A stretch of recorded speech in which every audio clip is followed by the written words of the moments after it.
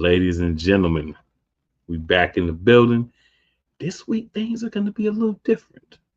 You got an all Eagles episode of NFC Beast. You know what's going to happen sooner or later. I've been telling y'all since the off season. The order of finishing in this division was going to be 1 Eagles, 2 Commanders, 3 Cowboys, 4 Giants. And lo and behold,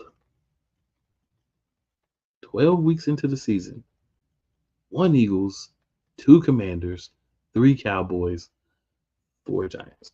Now, Commanders and Cowboys, they're doing this little weird thing where one decides they don't show up a couple of weeks and one forgets that they're as bad as they're supposed to be. But I'll let them duke it out for second place. Y'all know who's at the top. Number 2 overall, and now we're focusing on number 1 when he didn't catch some L's. So, I hope the rest of y'all teams are just gonna not let the Lions walk all over you, right? Because, come on now, y'all gonna let the Lions walk over you. So that's what we're doing in 2024. Just saying. We don't play them this year, so we don't have a chance to have the head-to-head matchup until we would meet in playoffs. But we would be so prepared for that moment if we get there ourselves, because nothing's guaranteed yet. But welcome to the NFC Beast, where we are the best division in football. And I've said this before, and I'll say it again. Name me another division where all 4 teams have at least won a Super Bowl. Oh, that's right. You can't. That's why your division just doesn't stack up to the Beast. So are we the Beast? Your other 7, you're just the least. You could be second least, third least, best of the least, but you can't measure up. Maybe one day you will, but you don't know. Sam, what's going on, man? Not much. Just super excited to talk another week of NFC East football. You know, honestly, we had some pretty good games this past weekend and some pretty surprising games, actually. So looking forward to talking about those. And we got some pretty good topics tonight, I think. So this should be a good episode, I think. Yeah, well, let's hope so, man. Let's hope we don't go out here and just give people poor quality football talk. I think there'll be a. So as Sam alluded to, y'all. So as Sam alluded to, y'all, we've had some games on Sunday, November 24th. We actually had a Thursday game between 2 combatants, we'll call them, from the NFC Beast. Of course, we got to start with where things played out on Sunday, November 24th. So, Sam, at 1 p.m. Eastern, the New York Football Giants hosted the Tampa Bay Buccaneers.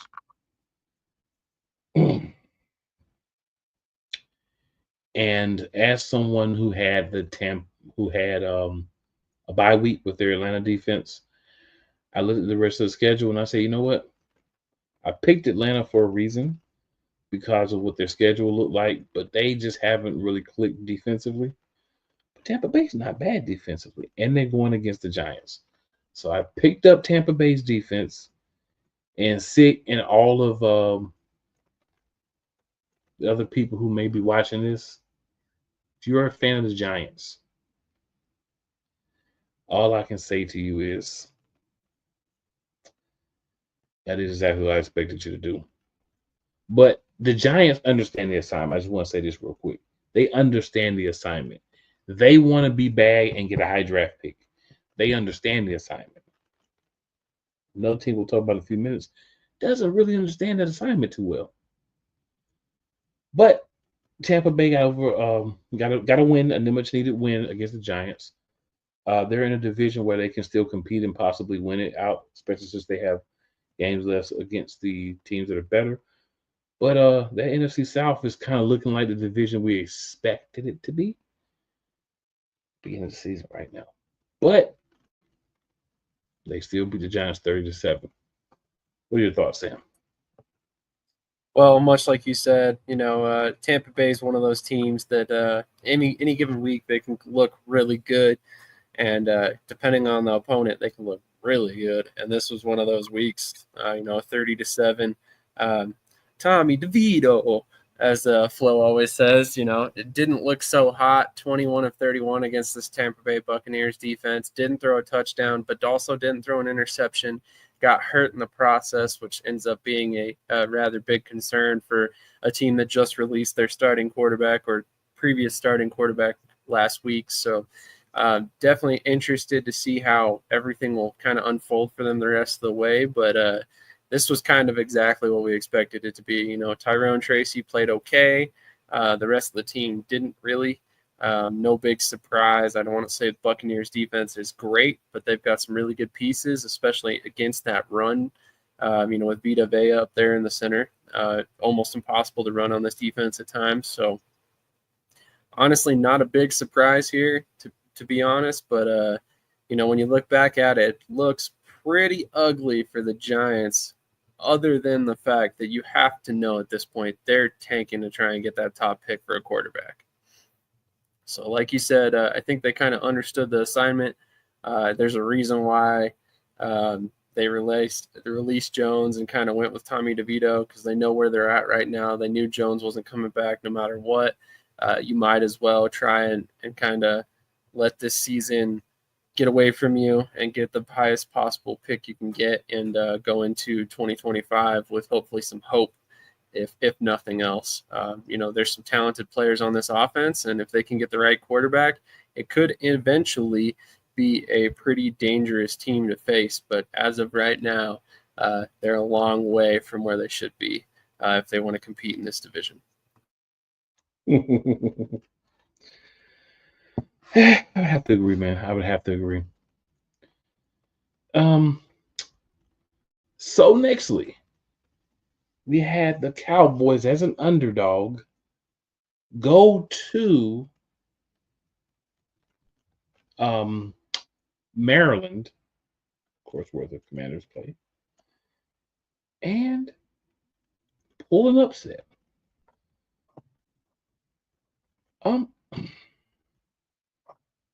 What I can say is appreciate you, Cowboys, right? Because that's something that we needed them to do, just to give us a little breathing room in the division, and also to kind of shoot themselves in the foot, which they did do for draft pick purposes, right?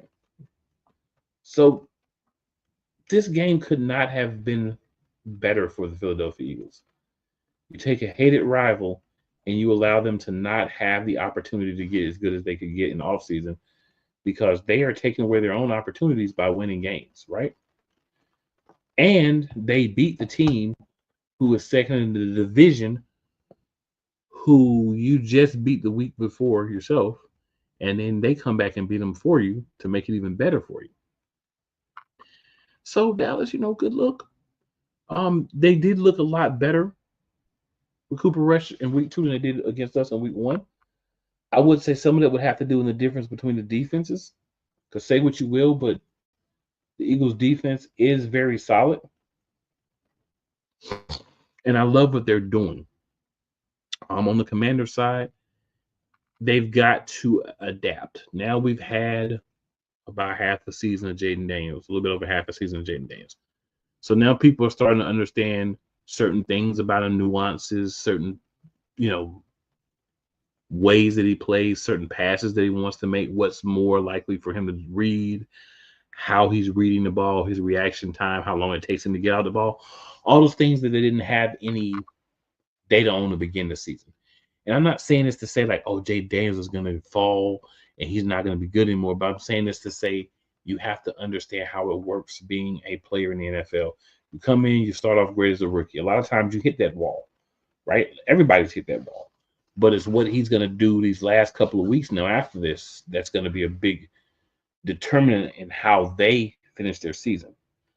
Cowboy side, Dowdle, when he can get off and they can run the ball, they seem to be better. Brandon Cooks, when he's playing, he can make some of the plays. And then there's always the thing with CeeDee Lamb, right? If you watch CeeDee Lamb play, and this is no shots, this is just being completely honest. I'm not taking shots. It's going to be completely honest. CeeDee Lamb drops too many balls. This is a guy that he drops too many balls.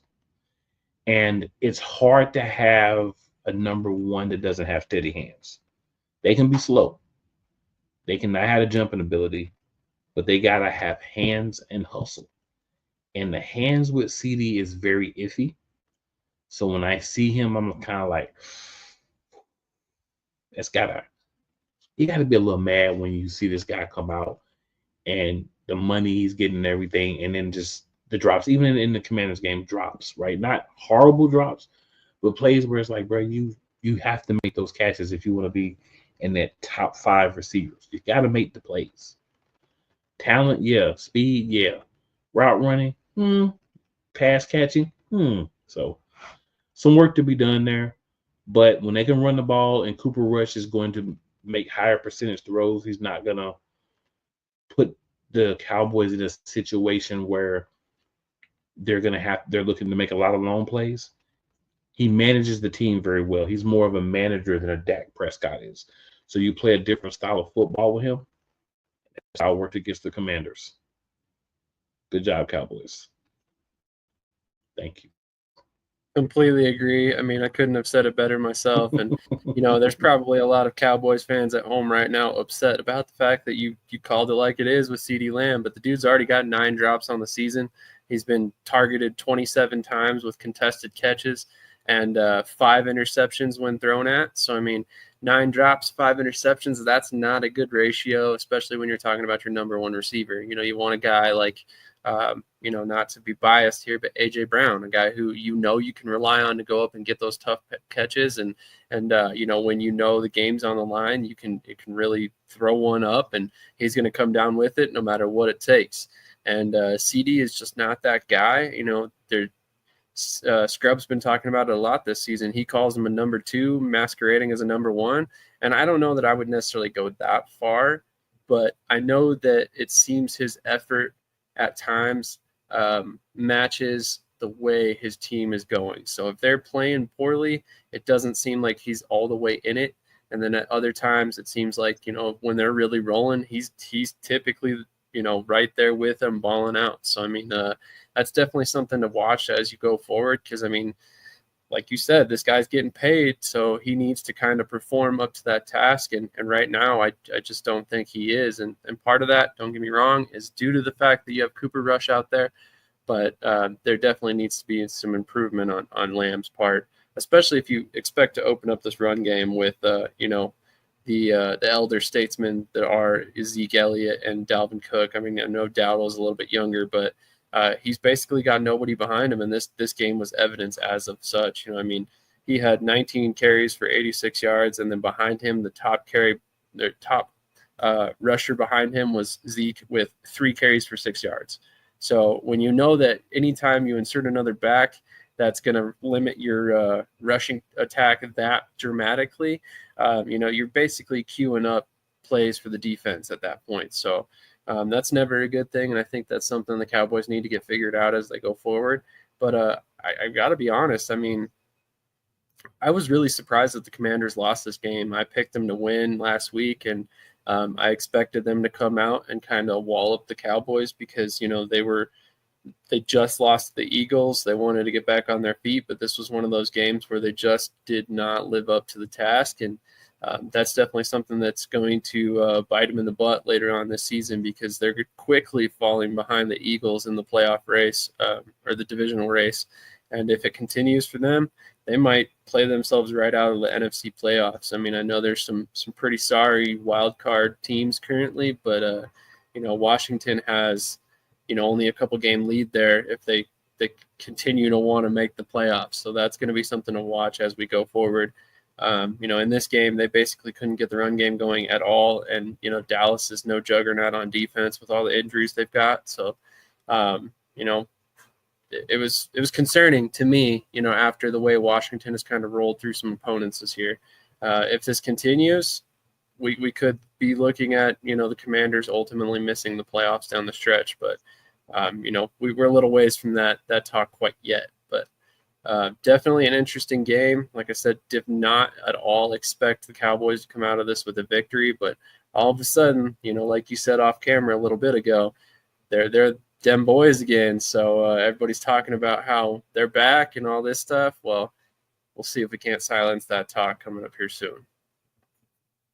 They believe in them boys, but we'll see, like you said, how that continues to roll. So, Sam, I'm going to let you go first with this one because I'm sure you have some things you want to say about this. Philadelphia Eagles, now sitting at 9-2, went to L.A., and I'm going to say we put a whooping on the Rams. I know they ended up 37-20, but their last touchdown was kind of like, trash time touchdown.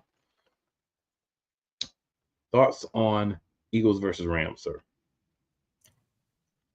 Man, I know I've eaten crow a couple times this year so far. This past weekend, on our last episode, if you guys caught it, I said this was going to be a tough game for the Eagles, and they came out and proved me that exactly wrong. Not only did they put a whooping on the Rams, but Saquon Barkley came out and told us all who the NFL MVP should be this year and embarrassed the Rams to the tune of 9.8 yards per carry on 26 carries. That is unreal. I was, again, I'm eating a little crow there as well. I was not a big fan of the Barkley move, mainly because of his injury history. But so far, he's stayed extremely healthy so far this season. And, somebody I talked to this week made a great point. And he said, if you played for the Giants, wouldn't those injuries you had linger a little bit too? Wouldn't you kind of want to ride the bench rather than, try and stick it out for your team and play to your full potential when the team's not going anywhere? And, I had not really thought about that ahead of time, but looking back, I kind of wonder if that wasn't the case for Saquon, because, so far this year, he's gotten one of the highest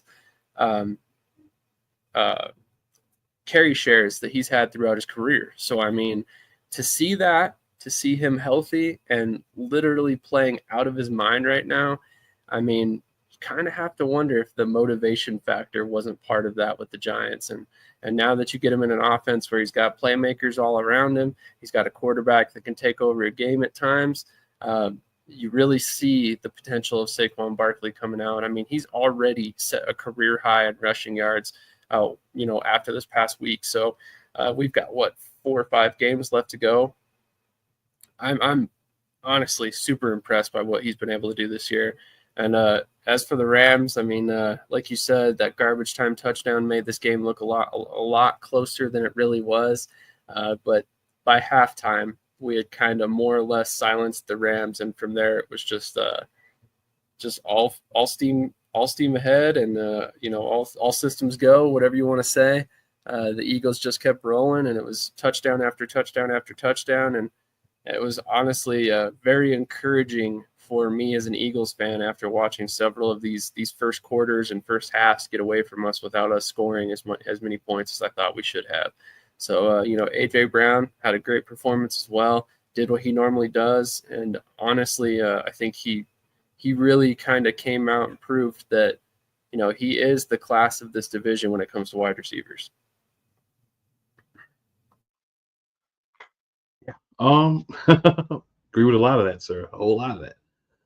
Really all of it, But I'd like to add 255 for Saquon. That's impressive. He added another, I want to say 47 yards, I believe, passing. So that took him over 300 total yards. And you just think about a running back getting over 300 yards. There's another side to this. Because of that, what we got was not as many opportunities for the other wide receivers outside of A.J. Brown, because A.J. Brown's going to get his. And I've seen some things where people are like, oh, CeeDee Lamb, Cowboys fans, of course, CeeDee Lamb already has 200-300 more yards than A.J. Brown. You're right. And CeeDee Lamb has played in 2 or 3 more games than A.J. Brown. So let's not forget that A.J. Brown missed games 2, 3, and 4. When we're talking about how many yards he has for the season and if he's better than some other guys. Make sure you're looking at that number of games played as well as yards. All I'm saying about that, this man is a game changer for the Philadelphia Eagles when he's on the field. 2 of the 3 games that we lost were when he did not play. That should tell you, well, two of the 3 games that he did not play in, we lost. Not 2 of the 3 losses because we only lost 2 games, but 2 of the 3 games he did not play in were games that we lost. Right? When he's there, he makes a big difference. You look at Devontae Smith; he didn't play this week, so the other wide receivers didn't need to do a lot because Saquon snapped.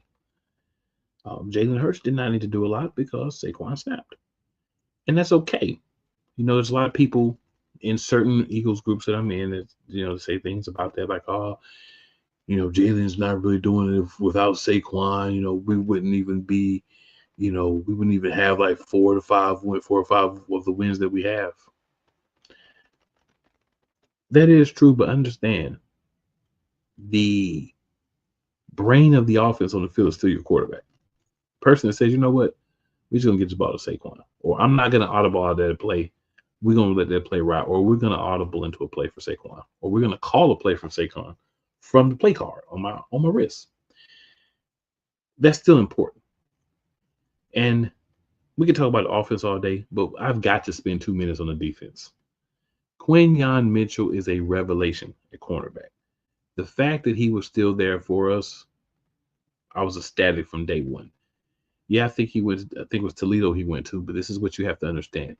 If you look at tape for a player, if you look at what he does, if you look at the fact that it looked at times he was so bored, he would bait the quarterback to throw the ball and then accelerate, catch up, and make a play, either a pick in college or a breakup. Hadn't gotten a pick yet in the NFL, but it's coming. But that's okay. If you're knocking the ball down, I'm good with that, because if you had great hands, you'd be a wide receiver. Clearly don't have great hands. That's why you're corner. So I'm fine with that, but he's making the plays. Guys are not getting 30 yards a game on this man, right? And put that in the concept of, that doesn't mean a player doesn't get yards, but it's when you're matched up against a specific person.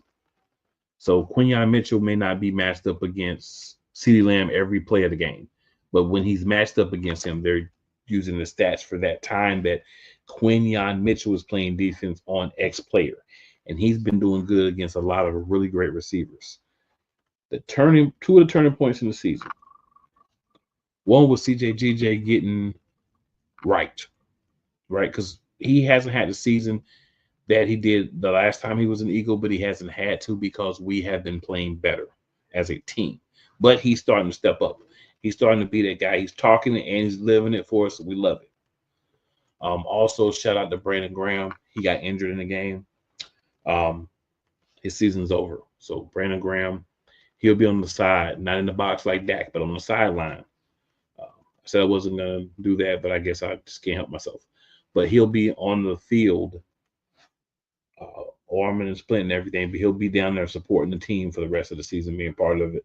And I just asked BG, don't leave us, man. Just since you got hurt, go out playing. Come back one more year. Just one more year, BG. Give us one more year. Now, the defensive line does not get the credit they deserve. That rotation, they have to do a lot. They're in a 3-4. You don't get a lot of stats in the 3-4 because your nose tackle, who is Jordan Davis, is just a run blocker. He's in there to be blocked on the runs and just suck up 2 defenders all the time. He's getting constantly double teamed. A lot of times, Jalen Carter's getting double teamed as well. So those other guys, Sweat, the linebackers, when they have the opportunity, Ojomo, Milt Williams, they're getting opportunities and they're taking advantage of them. But that's part of that 3-4 front. That's what a 3-4 is. So while the numbers aren't there, if the guys up front aren't doing their job, the guys behind them are not making plays. They're not shutting down the run. They're not hitting the holes. They're not busting the gaps. And we could talk about some things that didn't go well for the Philadelphia Eagles in that game, like a couple of big runs. Kyron Williams was carrying some guys on his back for part of the game. We can always talk about those things, right? But at the end of the day, there's not a game that happens. There's not a game, no matter who your defense is, where you don't give up yards. You give up plays on the ground, you give up plays through the air. That's part of what it is. But you minimize that, and you put as much pressure as you can on the team. And shout out Vic Fangio for another week putting together a great game plan and it being executed on the field. So, I mean, so much I could have said about the Eagles, but that's what it is. Rams, they came out, they had some fight early, they did their thing, but Saquon happened. I mean, Saquon happened. That's the difference in the game. The defense of Saquon is truthfully the difference in that game. Anybody who says differently didn't watch the game, didn't watch highlights, and probably is a little inebriated or may have had some substance to take them to a higher level of existence when they were making their comments. That's pretty much what that is. Definitely agree. And correct me if I'm wrong, but this was the first week in I think an 8-week stretch that we gave up more than 300 total yards on defense. You are not wrong, sir. Unbelievable performance by this defense and Vic Fangio. And just to throw some stats out there for Cowboys fans that might think CeeDee Lamb is better than A.J. Brown, he's got 118 targets. A.J.'s got 55, and he has 727 yards. CeeDee's got 880. They have the same amount of receiving touchdowns. I mean, there's not much of an argument there. You know, CeeDee's leading the league in targets, receptions. He's third in receiving yards, and he's tied for 23rd in receiving touchdowns. So, you know, if you want that guy to be the best in the league, he needs to be scoring a lot more than he is right now, and I just don't see it personally. But, hey, that's an argument for another day. Just figured I'd throw in some context to what you said there because I thought it was a great point. No problem, sir. No problem. I get it. All right, guys. So we are still reviewing games because, as you may all well know, there was a game that happened on Thursday night. Well, Thursday technically afternoon. And there was 3 games that happened, but you know, here on the Beast, we're talking about the Beast and maybe how something that a team outside of the Beast we're going to talk about. But on Thursday, I believe 4:15 p.m. it was, or p.m.ish, while we were gourting ourselves with a Thanksgiving food, mostly turkey, but some people may have something different. The Giants, Cowboys. The Giants go to Arlington, and the Cowboys pull out a 27-20 win. Dowdle had a great game on the ground there. Probably cost me the money league I'm in by his stinking self. But things happen. You know, I didn't expect that out of him. But I think what's interesting is Dallas has some confidence back. And that's good to have, right? The Giants, we can talk about the Giants in the negative light, but understand this. This is part of the course for the Giants, 20-27. They're not out here getting beat 35-3, 40-6 and stuff like that. They are in these games. And this was with their backup quarterback who was a third string quarterback, who I was informed by a knowledgeable Giants fan. He actually was hurt, and that's why they had went with Tommy DeVito. But now Drew Lock is not hurt, and he actually played, ran the ball well as a quarterback, kept him in the game. He didn't really turn the ball over, but the Giants are just, they understand their assignment. I'm going to say that I believe they understand the assignment, and that's what's happening. I'm going with they understand the assignment. They go out here, they show that they belong, right? But they don't win the games. So they keep that top 3 pick. But if you really break down the game, watch the game, watch the alternate things like the that they have out there, the alternate ones that you can watch, and kind of they break down the game for you. See, the Giants did a lot of things really well. The biggest problem the New York Giants have is they love Malik Neighbors too much. You got to spread the ball around. They get to tighten the ball a little bit. But if you cover Malik Neighbors every play, you're going to get big numbers because there's a lot of throws being targeted at this man, and a lot of them are not even catchable just because it's over-targeting. And it's every quarterback they've had does this. So this has to be the offensive philosophy. The Giants, if they were trying to win games, I think would spread the ball around more. Defensively, they were playing well. They did have Thibodeau get hurt. I haven't seen the update on him yet, but I've been, real busy today. I haven't really even pulled up any sports information until I was getting ready, prepping for the show today. But I know that he sustained an injury in the game, so hopefully he's okay.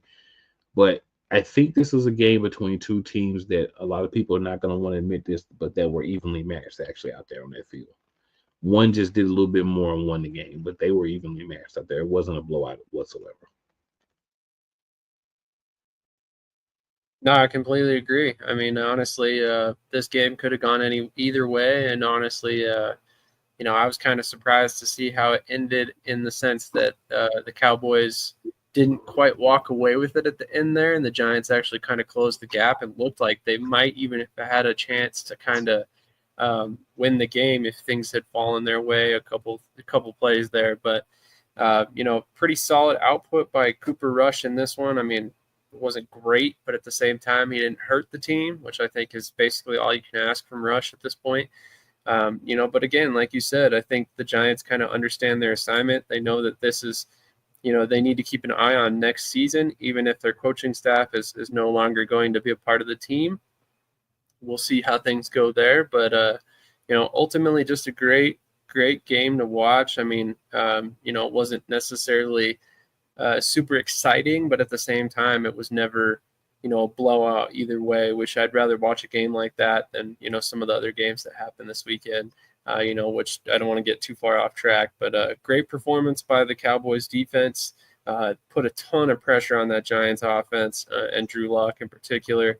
He was running for his life a lot of this game. And honestly, if it weren't for that, this might have been a Giants win. I think they had like 6 sacks overall. And like you said, Rico Dowdle, probably his best performance this season so far. I will say that if I have one complaint about this Giants offense in particular is they need to get more creative with Tyrone Tracy. That guy's a former wide receiver in college. They use him kind of as a wide receiver at times, but I think you need to just get a little bit more creative with how you're using him, move him around all over the field, use those motions, split him out as a wide receiver, motion him back into the backfield, quick snap, give him the ball, stuff like that, trying to get him into open field any way you possibly can, because I truly believe that guy could be the best playmaker they have on offense. And I think he's going to eventually be one of the top running backs in the league. That's my personal feeling. I like him a lot. You got to keep in mind that he's only played running back for a season and a half at this point, so he's only going to grow into that position. But you also have to find a way to use him correctly, and I don't think the Giants quite are doing that to this point. Like you said, Malik Neighbors, basically the focal point of this offense through the passing game, and I think you really need to kind of spread the ball out a little bit more there. You've got Wan'Dale Robinson, you've got Darius Slayton, you've got Tracy, like I just spoke about. There's no reason why you have to force feed Malik Neighbors, even though he is, your top pick this season. So that's basically my main points coming out of this one. I thought Drew Lock actually played pretty well considering everything that worked out for him. He looked really good running the ball, which I don't remember from his time in Denver. But that might be something that he's kind of been working on as a backup over the past couple seasons. But I think also for the Cowboys, getting Brandon Cooks back this week was a big win for them, and I think that's going to be crucial down the stretch.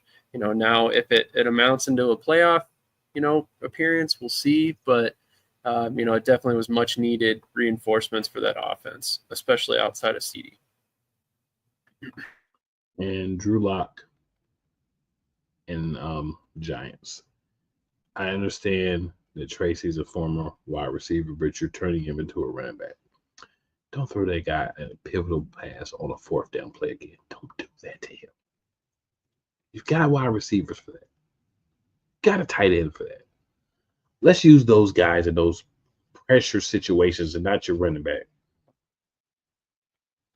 That's a big part of why you lost, but it's a learning curve because it's Lock and you're going to be drafting a quarterback. So we'll see who you like. But yeah, we got to be better than that, Giants. But again, you understand the assignment. I know you're out there playing your best. Wink, wink. But something to work on. Because I know you guys are trying to give it your all. Wink, wink. Just saying. All right, guys. So switch it up here. It's just me and Sam. we're going to be here for a good time, and not necessarily a long time, but it's going to be fun. I've had fun so far. Hopefully you guys have. I've had fun.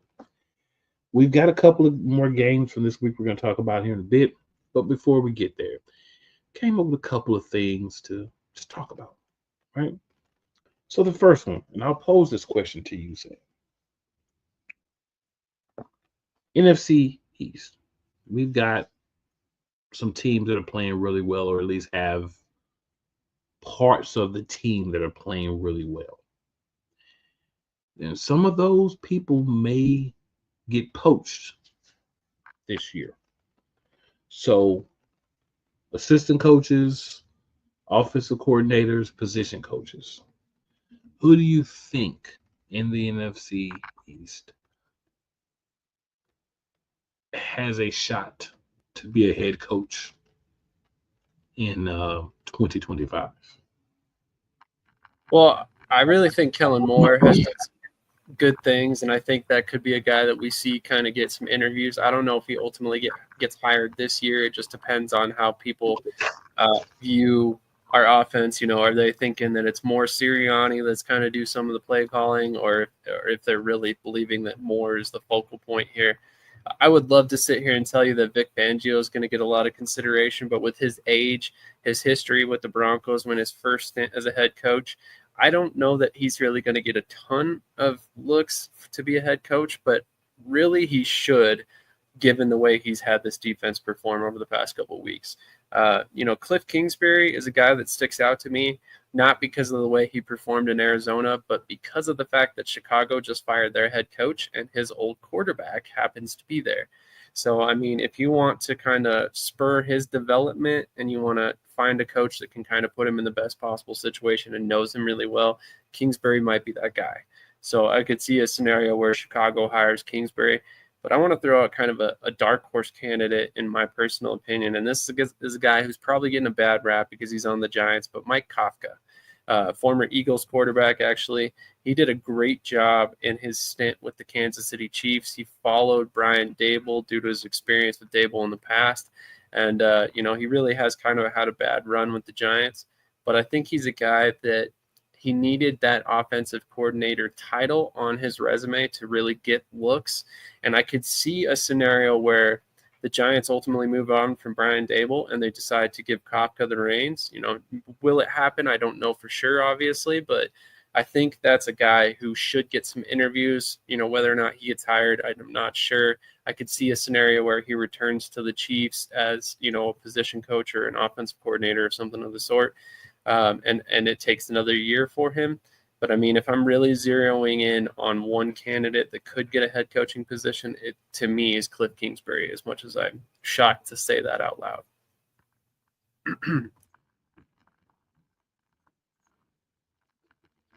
Yeah, not much left there, but I think with the success that's being had in Washington, maybe the Cowboys defensive coordinator Mike Zimmer, maybe he gets another shot because I mean, he's had that defense playing really well when you count the injuries and different things of that nature. I think defense has been pretty good with all that's been happening. So maybe look at him and say, hey, is this a guy maybe I want to bring in? He's went through some adversity already, and he's been successful in that. So maybe he's a guy that, can continue and help build a team. Help get things back on track, maybe manage both sides of the ball better. I will say I want organizations when they're looking at coaches to look at guys that can manage both sides of the ball and not necessarily a specialist in one or the other. Like obviously you're either offensive or defensive coordinator or you're offensive position coach or assistant or defensive. But look at guys who are more well-rounded, who kind of, you're the coordinator, you're going to do your job. I'm going to make sure that you do your job. If I'm a defensive-minded coach, I'm going to have a little bit more meddling and stuff on that side of the ball. But the main thing I'm going to be doing is focusing on the team as a whole, and then just putting a little bit into the side of the ball that's my specialty. I think we need more of that for these teams to play to their utmost ability. But yeah, I mean, you hit a lot of them. I just think the only one I can really throw in for the division is Mike Zimmer. And then Could be a tad bit of a reach, but I don't want to not throw anybody into the conversation. So I'll roll that way. All right. So, I mean, didn't think that one was going to be too difficult of a question. It's pretty cut and dry. There's only so many real candidates. So, the other thing, you want to add anything else, Sam? No, honestly, I think you summed it up well, and I think Zimmer deserves some consideration, even though the Cowboy season hasn't gone very well. Yeah. All right, so what we're going to do here is for teams in the division, we're going to start with the Cowboys. We're going to go through the teams in the division, and we're going to give you a free agent coming up in 2025 from that team. So someone currently on the team that this is their last season that we think the Dallas Cowboys, then we'll go to the other teams, but every team in the division should re-sign. So we'll start with the Dallas Cowboys, Sam, and I will give you first dibs, sir. Okay. As far as the Dallas Cowboys, I think in particular with their current roster, I would have to go probably Zach Martin. And I know that's kind of tough given the fact that he's 34 years old and could very well retire. But, I mean, you look at that offensive line, and that's kind of what makes this Dallas team go, especially when you look at the run game. And I have to wonder if he's not the priority in this class. I could see a couple other names on this list, but I don't want to take everybody from you. So I'm curious to hear what you think as far as Dallas. So I'm going to go two people here. It's cheating a little bit, but I'm going to go two people here. So you've got to re-sign Rico Dowdle. He's shown you that give him the line, give him the wide receivers, right, and everything, he can have some good games for you. And he may not be your number one back, but he should be, of everyone that's on his team right now, he should be the highest paid back. He should be the guy that you're looking at and saying, we're going to sign him long-term because he can be part of our future as the one, maybe the two, but he's a guy that has a role and he can get a job done. And the second one is really obvious, and it's Cooper Rush. Right? You've got to have a backup.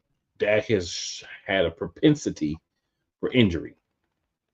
So you've got to get a backup that can come in and that can know the team, know the defense, know everything you want to do. And that clearly is Cooper Rush. So those to me are, I know we only said one, but I just couldn't make a decision between those two. Hey, that's fair. I almost said Brandon Cooks, and I thought you might have mentioned him, so I wanted to kind of leave him there for you, but I could see Cooks being a very valuable free agent for them as well. Agreed. I just don't know with his age and his injury history as well if they don't want to try to get younger there, but he wouldn't hurt bringing him back. It wouldn't hurt. Yeah, that's completely fair. Probably not at $19 million a year, though. Absolutely not. All right, so Sam, this one's a little trickier. The New York Giants, they're available free agents for next season. Who do you think they should bring back? Oh, man, this is tough. This is tough for sure. There's a lot of different players on this list that I'm like, I want to say this guy or I want to say that guy. But the current way this roster stands, it's tough not to say Tommy DeVito. For much the same reason you just mentioned, you need somebody there who can kind of be a solid backup. We all think the Giants are going to draft a quarterback, but with Drew Lock and Tommy DeVito, both impending free agents, you got to pick one of those guys. So is it Lock? Is it DeVito? I personally think DeVito's probably the guy that you're going to roll with just based on him being with the Giants for a while. So I'd probably have to say DeVito there. So I'm going to go Azeez Ojulari, the defensive end. Thought about a couple of different people. I thought about Darius Slayton. Right, I thought about Isaiah Simmons as well, Dory Jackson even. But I think Azeez Young, still some work to do, still some rawness there, but this is a guy that I think can be a big part of what they're going to do moving forward.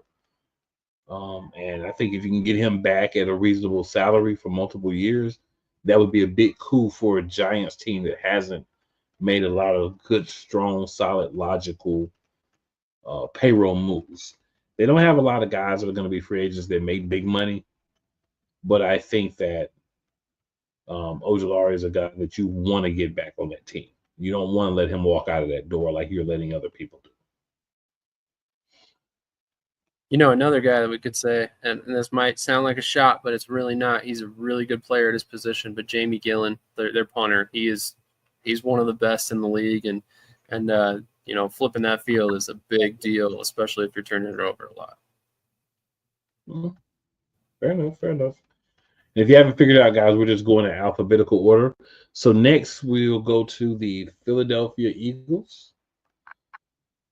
Sam, who do you think we should bring back? I mean, you know, we got to go ahead and do at least two on this one. So, you know, have at it. It's a couple of people on here, so have at it, sir. There's actually a lot of guys that I'm slightly concerned about potentially losing this upcoming season. I mean, I could list probably 3 or 4, but when I'm looking at us potentially staying in a 3-4 front, I think there's 2 guys in particular that I zero in on not wanting to lose. And to me, that's Zach Bond and that's Milton Williams. You know, Josh Sweat's a close third there.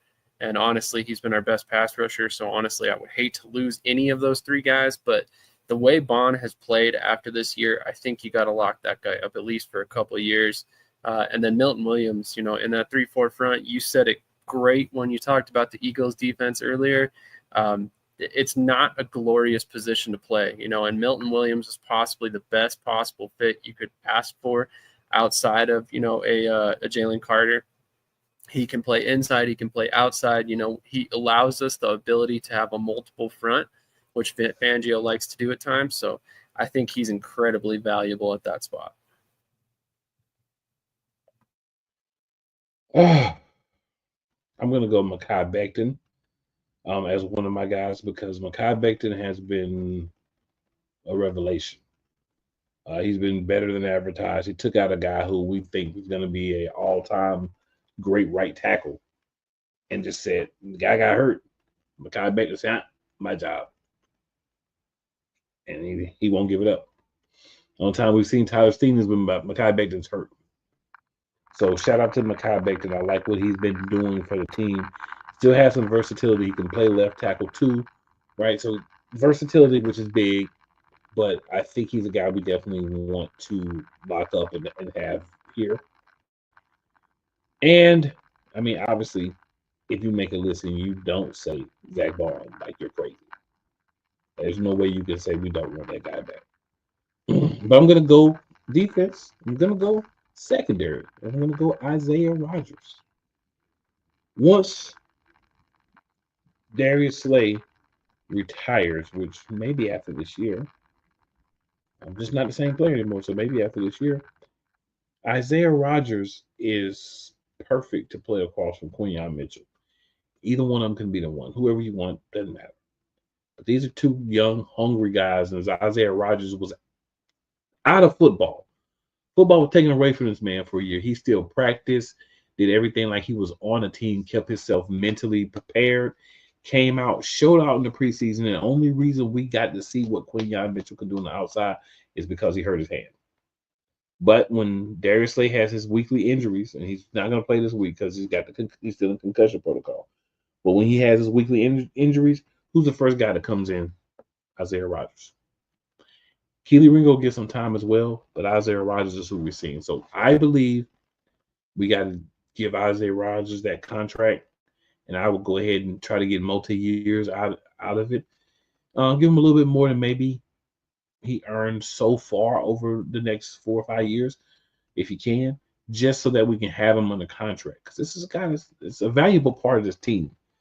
And cornerback has been a problem of ours for so long. When guys get that right and play good for us, we got to keep him. We can't let him go. We need him. Couldn't have said it better myself. Yeah, that's what I'm going to say. I mean, whew. I look at that free agent list and I'm like, man. And of course, BG, BG, we want you back. So, brother, Yeah. give us one more. We need that. We need I also look it. at All right. So, Ben Van Sumeren. okay. Hopefully, I pronounced that correctly. I think he's been invaluable this season in the role that he plays, but you can find somebody else in that role. But I like the guy. I like how he plays. Yeah, he's hurt now. He got hurt in practice. Exactly.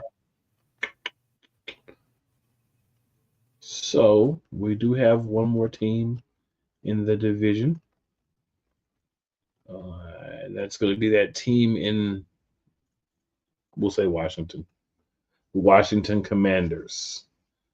So, same question, Sam. Free agent, they should keep. Prioritize for the Washington Commanders.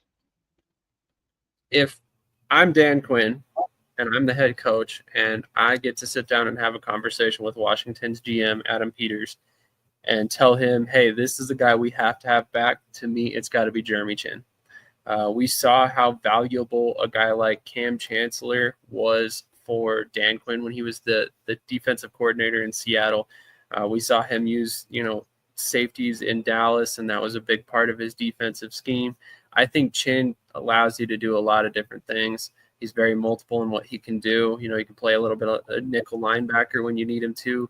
He can play true strong safety. He can even play some free. I think that's a very valuable player in this defensive scheme. If it's another team, maybe I'm not saying Chin, but for Dan Quinn's defense, I think it's got to be Jeremy Chin, in my personal opinion. So I struggled between two defensive ends when I was who I think the Commanders should keep, because I knew without a shadow of a doubt you would pick Jeremy Chin, and the reason I knew that is because that makes sense. But I'm gonna go with Clyland Farrell slightly over Dante Fowler Jr. I think both of those guys are very important, but Farrell's a couple of years younger. They both play in, so you really want to have both of these guys back if you can get them. But I think if you have to pick between them, I would pick Farrell. I mean, defensive end is a position where you need depth. You need a lot of guys. So even if they don't come in, you draft guys, and guys get a little bit better than what you currently have, because the Commanders will probably be looking at filling certain positions based on who they have for free agency.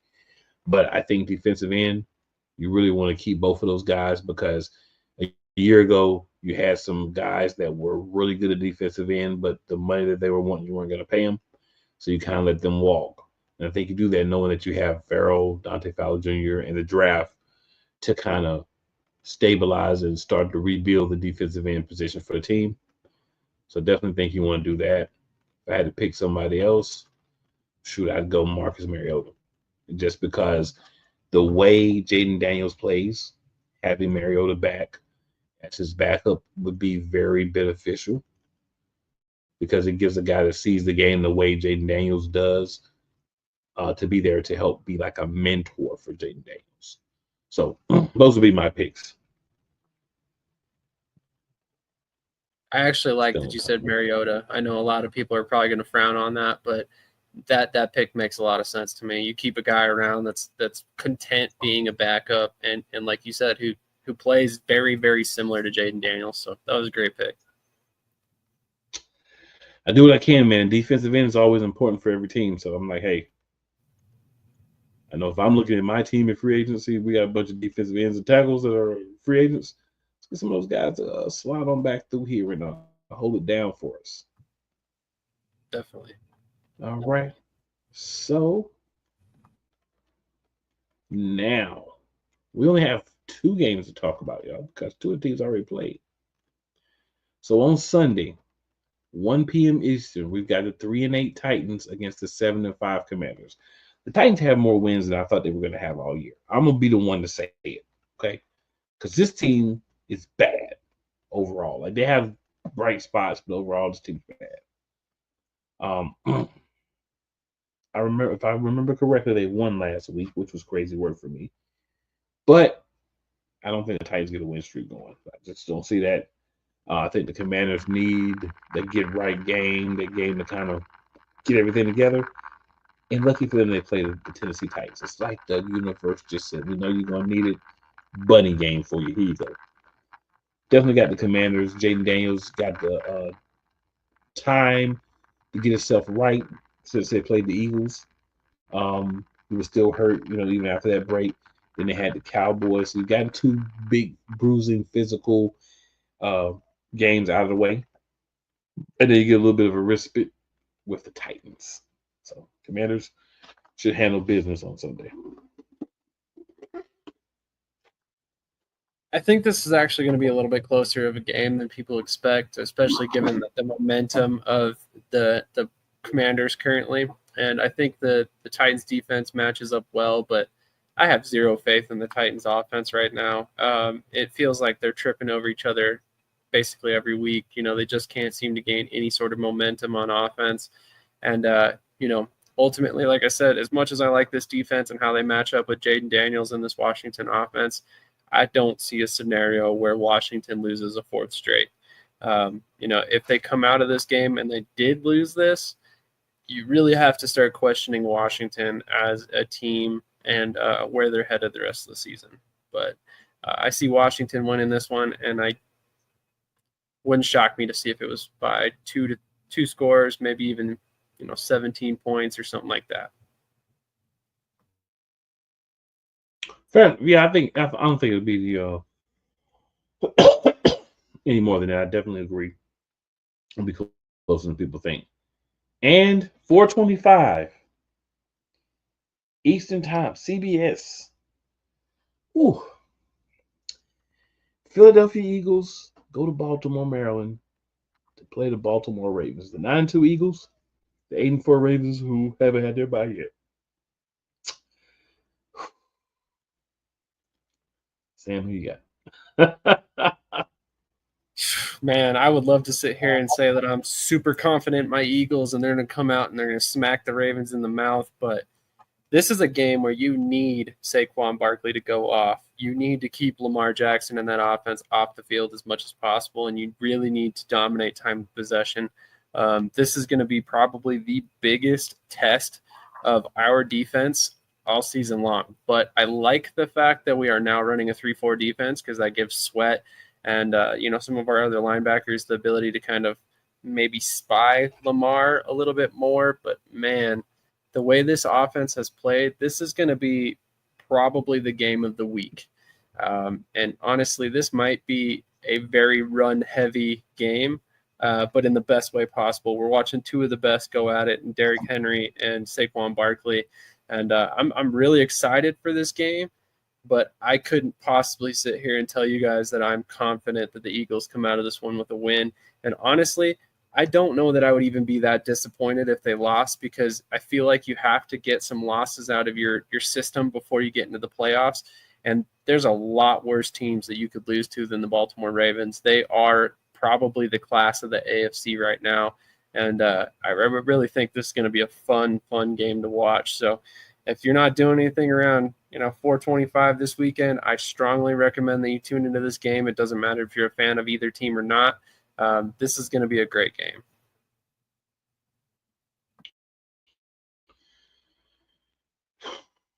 So a couple of concerns going into this game, and they've been season-long concerns. You heard me talk really great about the Eagles defense and the things they've done well. Consistently tackling is something that we've had some struggles with.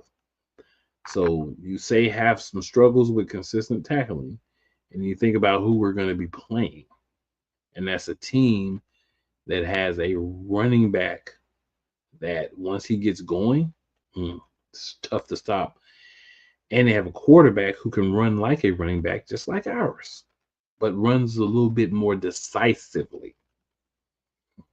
I think a couple of keys for me, of course, getting Derrick Henry early. We understand once he gets going, it's like any juggernaut, right? Like if you're a cartoon guy, comic book guy, stuff, juggernaut from the X-Men comics and stuff. Once he gets going, he's hard to stop.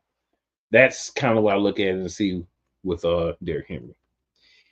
Lamar Jackson, he's developed, right? I keep saying this and people keep looking at me like I'm crazy. Lamar Jackson is who we want Jalen Hurts to be. I'm not saying that he's not going to be different, but very similar to that. We want him, and what I mean is, runs there, I'm going to run the ball on you. I'm going to make you put somebody in the box. I'm going to make you spy me. And then once you spy me, I'm going to throw the ball down the field because I can do that as well.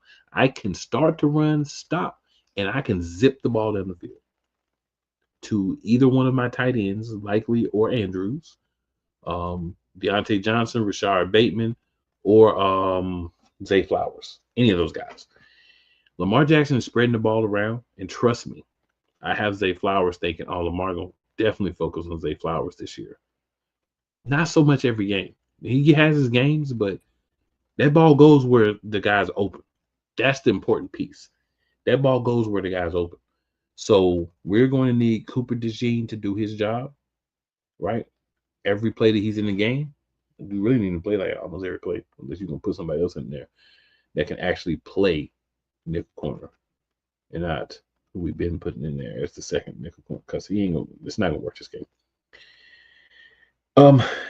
Offensively, obviously Saquon's going to do his thing, Lions going to do their thing. Hopefully the receivers can get involved when needed. But the key for me is Jalen Hurts. Decision-making has to be quick this game. This is the game where we had a couple of weeks ago where he was dropping back and making quick plays, making quick passes and everything, and everybody kind of brushed over the fact that he was doing so much better at that. And he was very determined in his decision-making. I'm going to run. I'm going to throw, I'm going to throw it quick. If I got the time, I'll go deep, but if not, I'm not even going to worry about it. That's the guy that we have to see this week. When he decides to take off, he can't lollygag some line and see if he wants to go. He's got to take off. This isn't the same defense that they've had in the past in Baltimore. It's not a bad defense. It's still a middle-of-the-road defense. It's not a bad defense. So you got to go out there and you've got to execute. You've got to make quick split decisions and you've got to follow through with them. And they're not all going to work. They're not all going to work for anybody, but you have to make them. I don't want to depend on 270-yard runs from Saquon Barkley to pull away from this team. This is going to be, to me, and I've said this alone, in the regular season, our toughest game. It's here. I want to win every game. I want to win this game. So I'm going to go with the Eagles winning, but they're going to have to earn it. We need this win. We need to stay in second place. We need to stay close to the Lions. So you got to go out there. You got to execute. But they're not going to make it easy. So that's all I got for y'all about this Eagles game. There's so much more that could be said, but that's all I really need to say. Sam, any other thoughts about the division? Anything else you want to hit on real quick before we get about it for the night? Nothing I can think of. Like I said, I would just strongly recommend if you're free at 4:25 this weekend, you definitely want to be watching this game because I'm super excited for it. Like you said, this is probably going to be the toughest game of the year for the Eagles, and honestly, it's going to be the game of the week by a long shot. Looking at the schedule, super excited for it. Most definitely. Just make sure you're checking this out on all the wonderful places that you can find the show. If you're interested in what I'm doing, just go here. Check me out. It's all there. But yeah, we'll be back next week. Happy holidays. I know Thanksgiving's already passed, but hey, happy holidays, enjoy your Thanksgiving. We're now getting into the for most people, the festive season. So enjoy that. Hopefully football will be a happy place for us all the next few weeks. And then after this last, 5 games, we can go ahead and get to the playoffs. And then hopefully we can get back to where we were a couple of years ago. And then we just dog walk them so that the refs can't help them. That's all I'm going to say about that. Good people, we appreciate you. Everyone who's catches this when it premieres, everybody who watches it whenever they had the opportunity. BS3, Shady Sports, blah, blah, blah. I'm not even going to try to name everybody because But you know what it is. Good people, make sure you tell 4 people you think are your friends who may or may not like you, and 4 people who may not like you. Just because they don't like you does not mean that they will not like this wonderful program. And it's never where you start, it's always where you finish. And we out.